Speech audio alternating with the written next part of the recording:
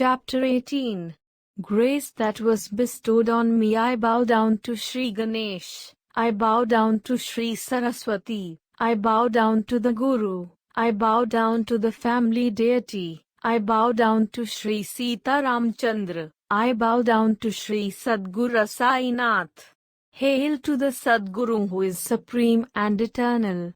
Hail to the Sadguru, who is the truth of Brahman, who makes you experience that the world is illusory. Hail, hail to him, who is the controller of Maya. Hail, hail to you without beginning or end.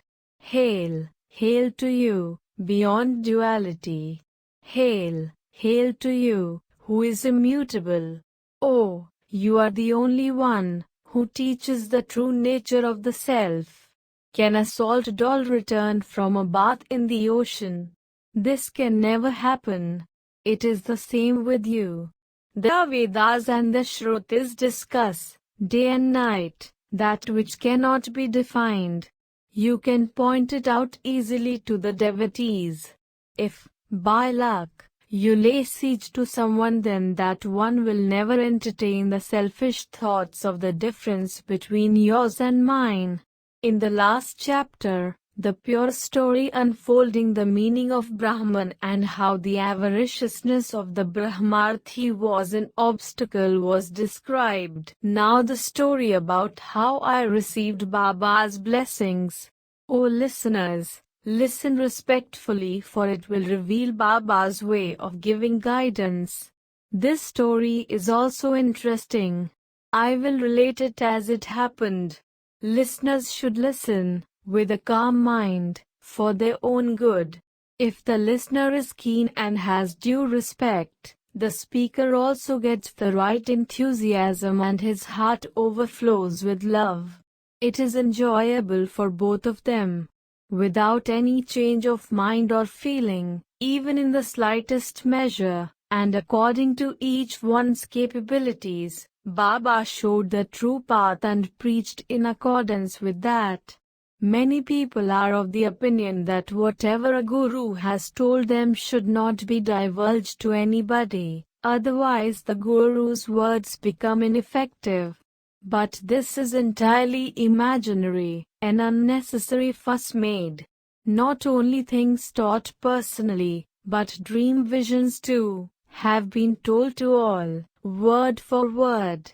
If you assume this to be untrue, I can support it with the example of Buddha Kaushik Rishi, who was taught the Ram Raksha Stotra in his dream, which he taught to all. The Guru is like a moisture-laden cloud of the rainy season, who fondly showers water in the form of contentment. Why should it be hoarded?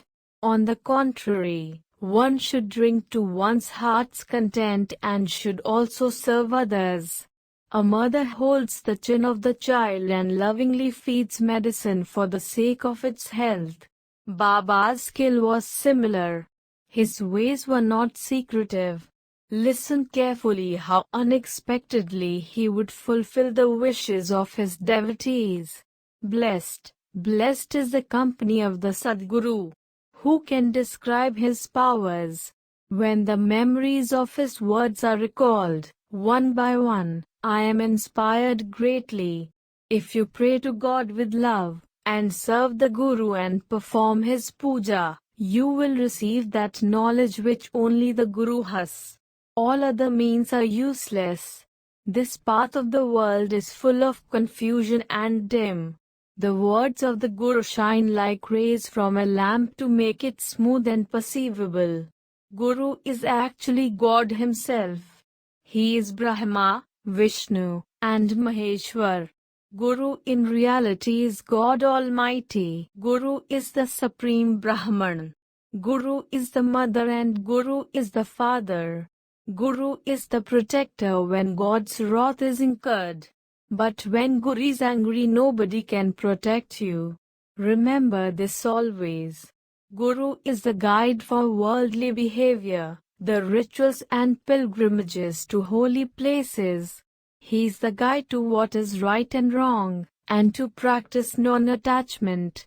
He is the exponent of the Vedas and the Upanishads. The saints open up the inner eyes of the intellect and reveal the grandeur of the inner self. They fulfill all the wishes of the devotees. They are extremely tender at heart and compassionate. They cause the passions to disappear. Even in sleep true knowledge pulsates. Because of their blessings, the twin fruits of self-denial and self-control are obtained.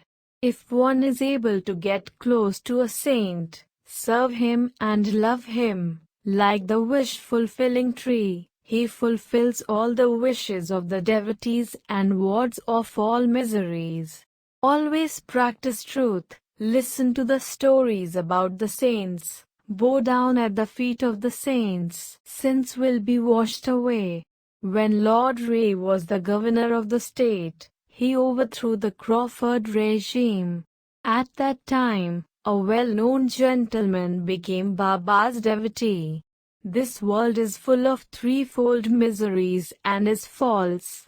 This gentleman suffered heavy losses in business and was disheartened. He gave up everything and left home. He was greatly perturbed.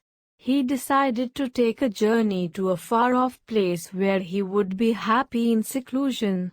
When a person is in tremendous difficulty, then he remembers God, and that too, with great difficulty. Then the devotee continuously calls out God's name and becomes a follower. But till the sins are not diminished, just reciting God's name does not help. Afterwards, seeing the devotion, God leads him to a saint. Similarly it happened for that devotee. Seeing him utterly fed up of the world, his friends gave him good advice. Listen to that. Why don't you go to Shirdi to take the darshan of Samartha Sainath? Pray to him, the saint who is the cloud of mercy. If one is able to get the company of a saint, even for a moment, the wayward mind becomes steady and immediately settles at the feet of God, from where it is difficult to turn back. People go from far and near, humble themselves in the dust of Sai's feet, act according to Maharaj's commands and get their wishes fulfilled by serving him. Such is his widespread fame. The young and the old all know about it. If he takes pity on you, you will be free of miseries. Shirdi, at present, is a holy place. Streams of people flow in and out, day and night. You too can have this experience. The darshan of the saint will be beneficial, just as a person worried because of drought and thus reduced to penury, if he is suddenly showered with ample wealth. Or if a person agonized by terrible hunger is served with delicacies. He felt like that when his friends told him of Shirdi. That devotee accepted this advice and decided to have the experience. He set off for Shirdi. He came to the town, had darshan and prostrated at Sai's feet. Immediately, he felt relaxed and contented. He who was absolute Brahman, ancient, self-illumined, unblemished, such was the vision he saw, and he was joyous. He felt that, thanks to his last birth's good fortune, he had come near Sai's feet and his mind was at peace, free from anxiety because of the darshan. This person's surname was Sathe. He was of a steadfast nature. He began the recitation of the Guru Charitra and practiced the ritual religiously. After 7 days of reading the book was over, Baba gave him a dream vision that night in which he was holding the book in his hand and was explaining its meaning to Sathe. Baba sat on his own seat, made Sathe sit in front of him, took the Guru Charitra book and expertly explained it to him. Baba recited from the book and taught like a Puranika. Sathe listened peacefully and full of respect. What is this about turn in my life? Thought Sathe. He felt greatly surprised and was choked with love. "Oh, benevolent one, you awaken those who are resting their heads on the pillows of the darkness of ignorance and who are snoring away in the embrace of passions. Just say, even at such a time, shaking us to wakefulness, you are giving the nectar of the Guru Charitra to drink. O merciful one, so be it." After he had such a dream, Sathe became fully awake immediately. He related the whole episode which had taken place to Kaka Sahib Dikshit, and said, "I do not understand the meaning. Only Baba is capable of knowing it. I do not know what is in his mind. Kaka, please ask him in detail. Shall I start the recitation again? Or shall I consider that whatever has been done is enough? Whatever be Baba's intentions, please ask him. Only that will put my mind to rest." Then, Kaka, having found an opportune moment, told Baba about the dream. "Oh, Lord, through this dream what have you to convey to Sathe? Should the week-long recitation be repeated? Or should it be Hari Sitaram Dikshit alias Kaka Sahib Dikshit terminated now? Please explain the meaning of the dream yourself and show the way to Sathe. This is the only request I am making at your feet. Sathe is an ardent devotee. Please have mercy on him and grant his wish." Then Baba ordered, "Let there be more recitation. By reading this Guru Charitra, devotees are purified. If this book is recited repeatedly, it will be beneficial for them. They will receive God's blessings and the worldly chains will be broken off." While Baba was thus talking, I was massaging Baba's feet. I was surprised inwardly and was provoked to think, how could Baba do this? It seems that Sathe has gained the fruit with little effort, and I have spent years, while he gets the benefit in 7 days. Sathe has only once completed the recitation of the Guru Charitra in 7 days, and here I am who has done it for 40 years. Do I deserve no thought? One gets the benefits within 7 days and another has spent 7 fruitless years. I am like the chatak eagerly awaiting and thinking, when will this merciful cloud shower on me? When will that day ever come when this jewel amongst the saints blesses me, fulfills my heart's desire and will grant me the knowledge? Sri Guru Sai loved his devotees. See his marvel. No sooner than these thoughts came to my mind that he immediately was aware of them. Such thoughts, good or bad, though born of illusion, may they be millions of them, which arise and subside continuously, all come to his knowledge. The mind can imagine that which even an enemy cannot think of, is a well-known saying. Though nobody else would know the thoughts, Maharaj immediately realized them. But that very compassionate mother forgives everything that is evil, and, at the opportune moment, she provokes the good and cultivates right behavior. Then, having understood my thoughts, Baba said to me, "Get up, go to Shamya and bring 15 rupees from him. Sit with him for a while, chat with him, come back quickly." After taking dakshina from him, Sainath took pity on me and under the pretext of dakshina, said, "Go and immediately ask for money from Shama for my sake." When such an order was given, who could dare to sit? If one should sit in spite of that, it would be disobedience. I got up and took leave. Then I left immediately. Shamrav came out to greet. He had just had his bath and was standing there, wearing a dhoti. He had just finished his bath, had put on freshly laundered garments and was draping the folds of the dhoti, while reciting God's names, under his breath. He said, How have you come unexpectedly? Are you coming from the masjid? Why do you look restless? And why are you alone today? Come and sit.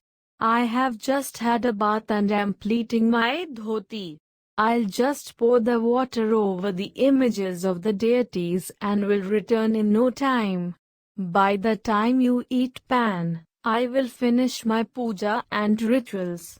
Afterwards we will sit comfortably and talk at leisure. Madhvarab went inside. Then I casually picked up the book of Nath Bhagavat which was lying on the windowsill. I opened the book at random and strangely it was that page which I had started to read in the morning and had left incomplete. I was greatly surprised because the portion I was reading in the morning and which I had omitted due to sheer laziness, Baba made me complete and made me stick to my daily ritual. Ritual means to read a certain portion regularly. If not fully understood or done halfway, one should not get up and leave it unfinished. Otherwise, the upasana is incomplete. Now, this small story, which has come up in the course of narration, I do not like to leave. So, now, listeners should listen to that story with respect regarding the Nath Bhagavat, that is the Nath Bhagavat full of devotions to the Guru, which Sai has acknowledged, and which Dikshit read regularly. This book, written for the salvation of the world, was told to Brahma, the creator, by Narayana, Vishnu, and was the seed sowed by him in the field, which Narada reaped. That farm was cultivated in tenfold ways by Badrayan, and Shuka selected a few best ears of the corn for the sake of Parikshit, in his threshing ground, in the scuttle. Sridhar Swami cleaned it. Janardhan Swami measured it, and Eknath prepared plenty of delicious dishes from it. The 11th chapter, which is the mine of devotion, love and happiness, from the Vrindavan, with 32 corners, is the chapter which Dikshit read regularly. During the day he would read and explain that to the other devotees, and at night he would read Bhavartha Ramayana. This book was also ordered by the Guru and Dikshit followed that authority. Nath Bhagavat is the essence of happiness and devotion to God, a second edition, as it were, of the Gyaneshwari. This is a great obligation on Maharashtra by Nath. Having an early morning bath, doing daily worship of Sai and other deities, offering Naivedya and having done the Aarti, lighting the Niranjan. Then, afterwards along with other listeners, having taken the Naivedya of milk and some fruits, he read the Pothi at full length, full of respect, as a daily ritual. That Pothi, which was enjoyed by the great devotee of God, Tukaram, and was recited by him 1,000 times in solitude on the Bandra hill, how can its sweetness be possibly described by anybody? Sai Samartha had asked Dikshit, who was a devotee full of faith, to read the divine book, which is beneficent and capable of leading beings to their salvation. One need not go and stay in the jungles, because God himself appears in the Uddhava Gita, chapter 11. Those who recite it with full faith can reach God directly. In Mahabharata there is a dialogue between Krishna and Arjuna, but this one between Krishna and Uddhava is better than that. It is that which is in the Bhagavat brought out in words by Eknath, with fond understanding. So be it. This beneficent book, together with the Bhavartha Deepika of Gyandev, the great and merciful Sainath, made people read in Shirdi. Sakharam Hari Jog was commissioned by Baba, who read it at Sateswada, and the devotees were greatly benefited. Baba would often persuade the devotees to recite the book and would plead with them out of compassion to do so, for their own good. Incomprehensible is Baba's skill of teaching. His ways and means were different for different devotees. They could be near or far away, but he would be close to them in their hearts. Though he would sit in the masjid and allot certain work to a person, he would get it done by extending his own powers to the person. He would tell Bapu Sahib Jog to read the pothi, which he would read regularly and religiously in the wada, and the listeners also came to listen. Every afternoon, after the meals, Jog would go to Baba, bow down at his feet, take vibhuti and ask for permission to start the reading of the pothi. Sometimes he read the Gyaneshwari and sometimes the Nath Bhagavat he would recite with a heart filled with joy and would also explain the meanings. Since this order was given, those devotees who came to visit Baba were directed by Baba to go and listen to the pothi as soon as they came. Sometimes he would tell stories in short which the listeners would listen to attentively and try to retain. No sooner he would tell them to get up and go to listen to the reading of the pothi in the wada. When the listener, with full devotion, would go to listen to the pothi, he would find such a story by which the meaning of the earlier story, as told by Baba, would be confirmed. The Gyaneshwari of Gyaneshwar or the words of Eknath in the Bhagavat would be found to be, as it were, adopted from Baba's story. This would greatly surprise the listeners. Sometimes, though there would not be such a schedule as to read a certain portion from the pothi, yet Jog would read it out, or refer to, by some coincidence. The Bhagavad Gita and the Bhagavata are the two main books which contain the essence of the Bhagavad Dharma, and Jog would regularly read them. Gyaneshwari is the commentary on the Gita which is given the title Bhavartha Deepika, while Nath advocates the philosophy in a nutshell in the 11th chapter of the Bhagavat, so be it. Thus the Bhagavad Dharma fame spread. Accordingly, as a daily ritual, I used to read it regularly, but that day I had missed it. One story was read halfway.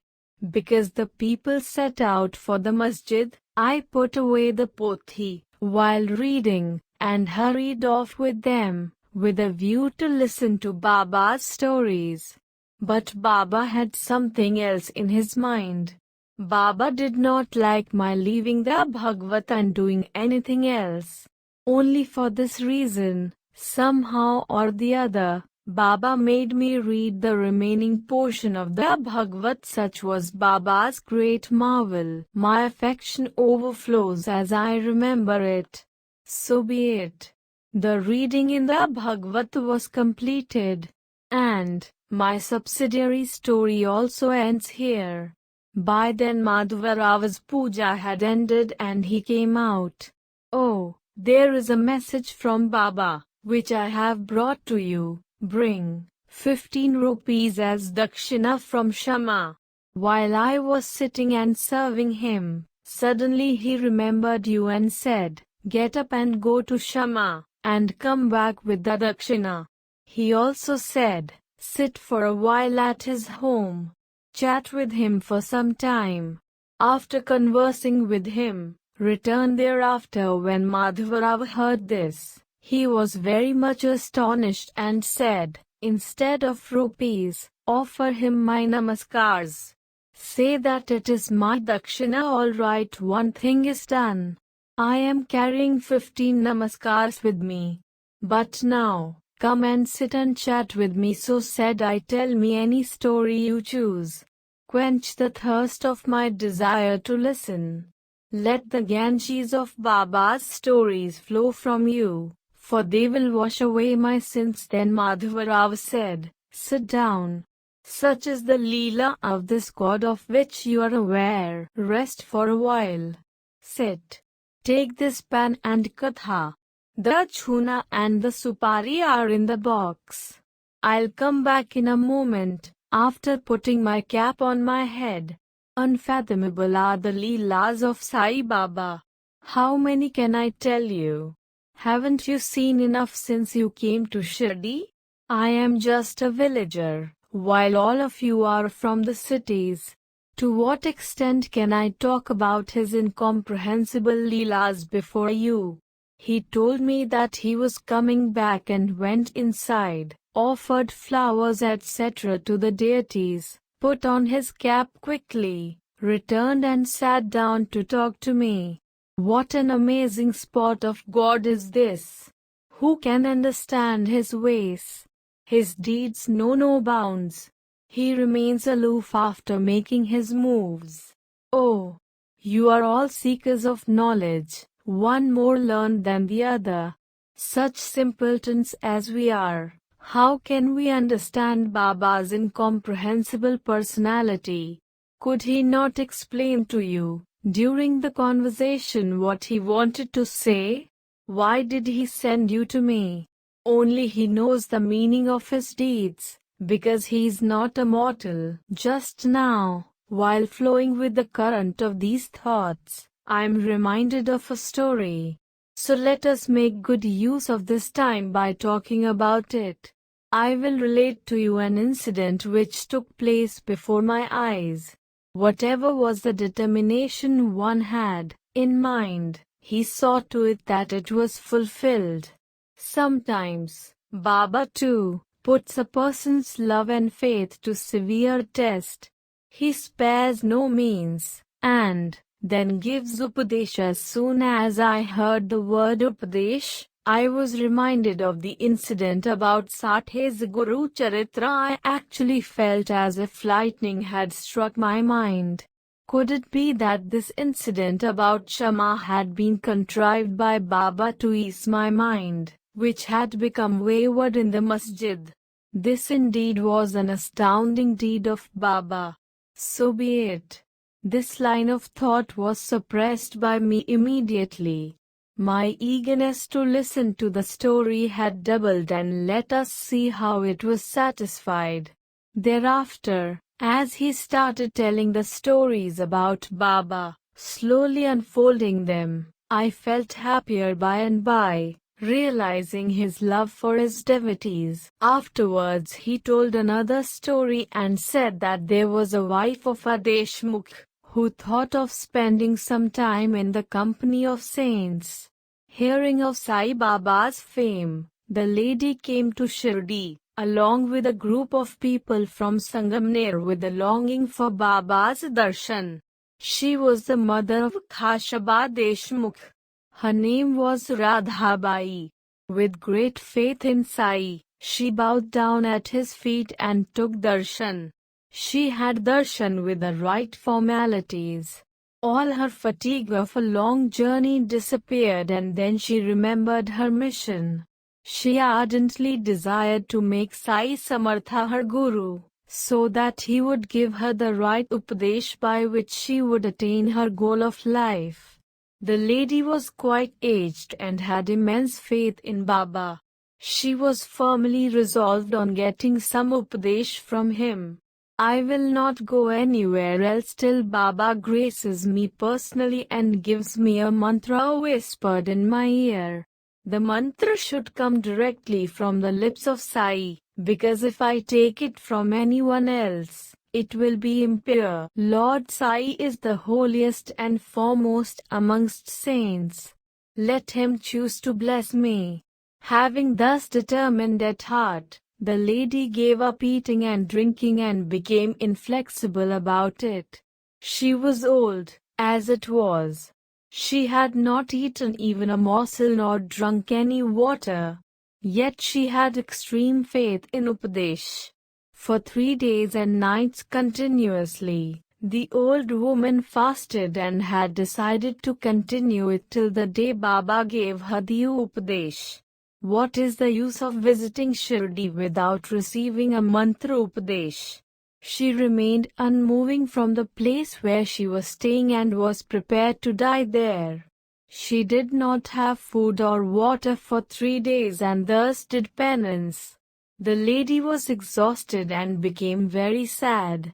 Madhav Rao was worried and thought that the situation was not proper. What should be done about the future, as the old lady was not afraid of death? Then he went to the masjid and sat beside Baba. He asked respectfully about the day-to-day matters regarding general well-being. Shama, what are you planning today? Is everything all right? That Narayan Teli has gone far out of bounds and is giving me a lot of trouble thinking about the condition of the old lady. Shama was already dejected. What exactly should he do? Gathering courage, he asked Baba, Lord, what is this confusion and mystery? Your moves are not understood by others. You make people come to this village and now you are asking my plans. That old Deshmukh woman is aged and has gone without food or water for 3 days and is solely depending on you. That old woman is very obstinate and has great faith in you. You are not ready to even look at her. Why are you making her miserable? As it is, she's like a dry stick. She is unrelenting, of a very irascible nature and strong-willed. Obviously, without food, she is going to lose her life. It will be said that the old woman came with a desire to take darshan and wished to have upadesh. But Sai Baba had no pity on her. He let her die. Baba, let not such a reputation spread. Tell her what is good for her. Why don't you grace her and wipe out the probable blot? She has no strength left in her. Her life is hanging by a thread. The old woman will die and you will receive the blame. The old woman's penance is hard. We are very much worried. Unfortunately, if the old woman dies, it will be a disaster. The old woman is bent on doing injury to herself in a fit of passion. If you do not favor her, I don't see any chance of her survival. Tell her something from your own lips. This chapter has reached the limit set for its length. The desire of the listeners will be fulfilled thoroughly in the next chapter, very lovingly. Later on, Baba lovingly gave upadesh because of that old woman. By listening to it with respect, ignorance will disappear. Hemad surrenders to Sai, prostrates before the listeners.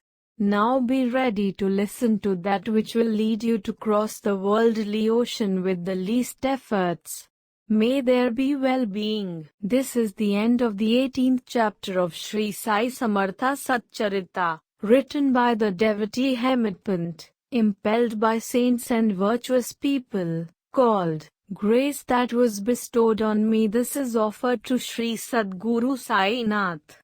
May there be auspiciousness,